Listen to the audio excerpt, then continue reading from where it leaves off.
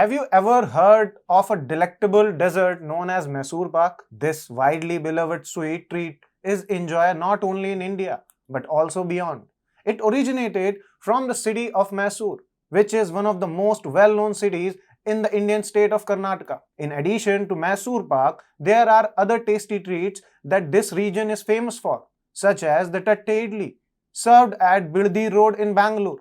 The name Thatte referred to the circular disc-shaped leaf bowl in which it is made, and it is known for being an anytime meal that is both delicious and affordable. Another popular dish is Dharwad's Benne Dose. These are just a few examples of the many treats and well-known anytime meals that can be found in this region. But the major city of Karnataka is Bangalore, which has earned the moniker of the Indian Silicon Valley on the global scale. The city possesses an impressive 43 unicorn startups out of the 106 in India as of 2022. This indicates that the presence of the supportive ecosystem that has become well known for its IT sector and capacity to foster top tech brands. Namaste and welcome to TFI Post. I am your host Shikhar Tripathi. Let's begin with the video report. The capital of Karnataka state accommodated more than 1.5 million employees, including those working for multinational corporations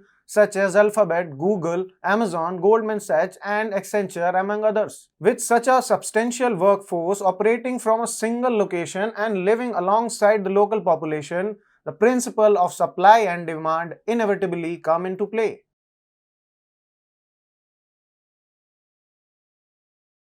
Recent data indicates that rent prices have surged up to twice the amount compared to 2019 in various parts of Bangalore, as well as in the entire NCR region, comprising Noida, Delhi and Gurugram. As companies begin to restore the office culture, there have been a sudden spike in the demand for rental accommodations, leading to a significant rise in rent price due to an imbalance between supply and demand. According to market research data, landlords in India's technological hub, often dubbed as India's Silicon Valley, now commanded the highest proportion of their property's value as rent, surpassing Mumbai, which is known as the financial hub of the country.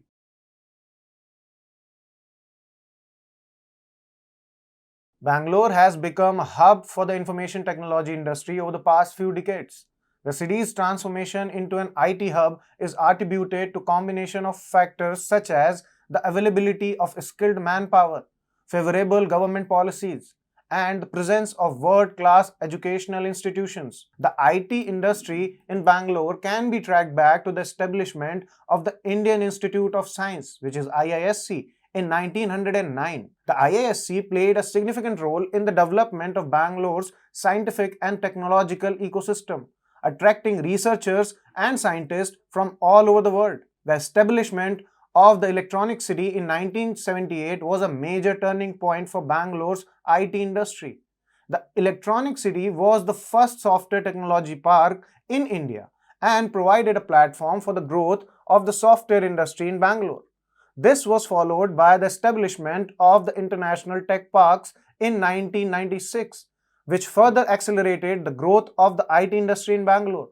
The availability of the large pool of skilled manpower has been a major advantage for Bangalore's IT industry. The city is home to some of the best educational institutes in the country, such as Indian Institute of Technology and Indian Institute of Management, which have produced some of the most talented professionals in the field. In addition to this, the government of Karnataka has been instrumental in creating a favorable environment for the growth of the IT hub in Bangalore. The government has implemented policies and initiatives such as tax exemptions, subsidies, and infrastructure development, which have attracted several multinational companies to set up their operations in Bangalore.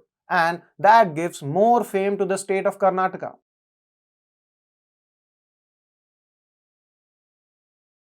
Throughout history, many leaders from Karnataka have fought courageously against British colonialism, displaying their unwavering commitment to India's freedom struggle. Karnataka played a significant role in the Indian independence movement, with several prominent freedom fighters hailing from the state.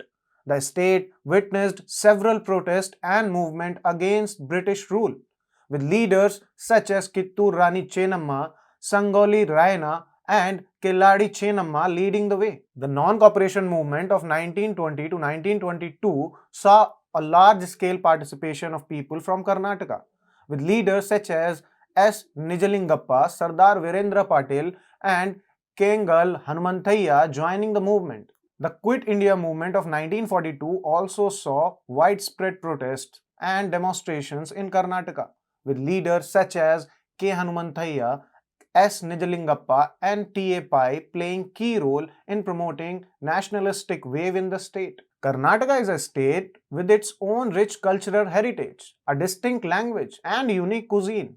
This does not imply that the populace of Karnataka do not hold respect for the Indian culture, flag, or constitution.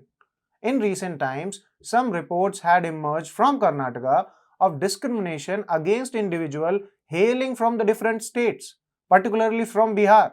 However, it is important to note that such incidents do not indicate that the entire populace of the state is prejudiced and every society had bad apples that need to be discarded before they rot the society. We believe that only a small minority may hold such extremist view, while the majority are likely more closely tied to their national interest and culture, which carry a distinctive identity.